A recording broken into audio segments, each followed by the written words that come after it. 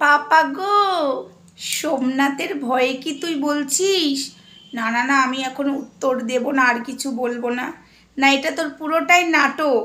না, তুই প্রত্যেকবারই বলিস আমি বলবো না, আমি সোমনাথ মন্দিরাকে নিয়ে বলবো না, বাট তুই বলতে চলে আসিস। সোমনাথকে এবার ডোজটা বেশি দিয়ে দিয়েছে? হ্যাঁ, না ভয় পাচ্ছিস অন্য কিছু? না সঙ্গীতা ম্যাডামকে ভয় পাচ্ছিস রে? টিকটিকি, সতী টিকটিকি। কুছ তো হে। তোর নাটকটা না ভালো মতো আমি জানি, তুই কি চিস সেটা আমি ভালো মতো জানি।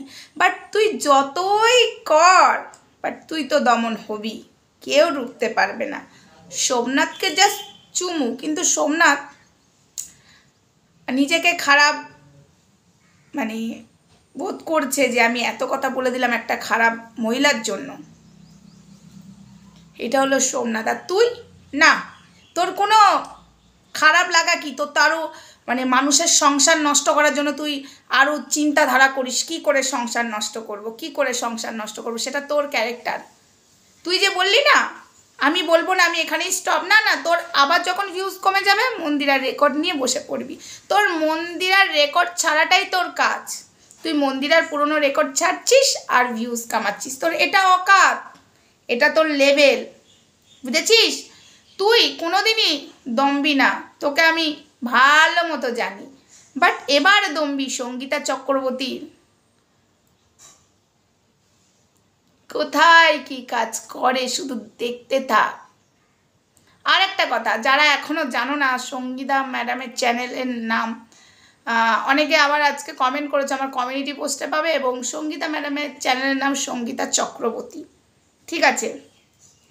তোর কমেন্ট বক্সে যারা জুতি আসছে, কমেন্ট বক্সে ডিলিট করছিস কেন রে? হ্যাঁ, আমার নাকি তুই হাইটও করেছিস, আমার কাছে এসে কমপ্লেন জানানো। জানো দিদি, সত্যি কথা বলেছি, হাইট করে দিয়েছে। এই গুতপা আমাকেও হাইট করেছিল, সত্যি কথা বলেছিলাম। ভগবান কোথাও না কোথাও খামতি রাখে, স্বয়ং ভগবান তুমি আছো। এ যে এরকমই তুমি বুঝতে পেরেছিলে, এ কোনো দিন সন্তানের মর্ম বুঝবে না, সন্তানের ভালোবাসা কি সেটা বুঝবে না, তাই মনে হয় তুমি ওর সাথে এটা করেছো, তাই না ঠাকুর? আমার সামনে ঠাকুর রয়েছে, তাই না ঠাকুর? বুঝতে পারছি, একটা ঠাকুরের ফটো রয়েছে, বুঝতে পারছি। কর্মা কর্মা, ভগবান আছে, দেখি তোকে কে বাঁচায়। পুষ্পা ঝুঁকেগা নাই, তুই মনে মনে এটা যতই ভাব, তোকে তো ঝুঁকিয়েই ছাড়বো, বুঝেছিস? চল, তোকে নিয়ে ভিডিওটা আমি বেশি বড় করতে চাই না। দেখ, সকালবেলা তোকে নিয়ে ভিডিও করিনি, তোকে নিয়ে ভিডিও করা মানে একদম কুযাত্রা, কুমুক কুমুক। ওরে বাবা, যাত্রা খারাপ হয়ে যায়, যাত্রা পুরো খারাপ। তো যাই হোক বন্ধুরা, চলো ভিডিওটা আপাতত এইটুকুই। আমি লাইভে আসবো, আমার একটু লেট হবে লাইভে আসতে আজকে, বাট আমি আসবো। চল গোতাপা, তুই বললি যে কথাটা রাখার চেষ্টা করিস, বাট তুই রাগ আর যাই কর, কাম ডাউন শুরু হয়ে গেছে তোর, ঠিক আছে? রাখবি কি রাখবি না তোর ব্যক্তিগত ব্যাপার, কারণ তুই মন্দিরের হাগু খাওয়া ছাড়া তোর কোনো কাজ নেই, তুই খাবি কি করে? তোর তো এটাই অবস্থা। তুই বলছিস না হ্যাঁ এখন আমাকে নিয়ে ভিডিও করে চ্যানেল গ্রো করবে, কে বলে এই কথাটা? যে কিনা এদেরকে নিয়ে এতদিন বেঁচে খেয়েছে, এরা নাকি একে নিয়ে করবে? উত্তর দেবে না, না তুই বলবি, আর উত্তর দিলেই তোকে নিয়ে খাচ্ছে।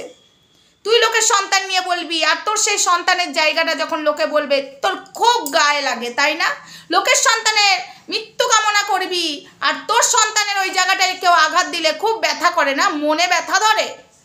ভগবান এই জন্য দেয়নি, কর্মা জানতো ভগবান যে তুই কোনোদিন সন্তানের মর্ম বুঝবি না, এই জন্য তুই নিজের সন্তানকেও জানি না কোনোদিন, মানে ভগবান এটা বুঝেছিল ওকে যদি সন্তান দেওয়া হয় নিজের সন্তানকেও কি করবে তার নাই ঠিক, ওই জন্য বলতে নেই একটা মা হয়ে, কারণ তুই অনেকের সন্তানের খারাপ চেয়েছিস।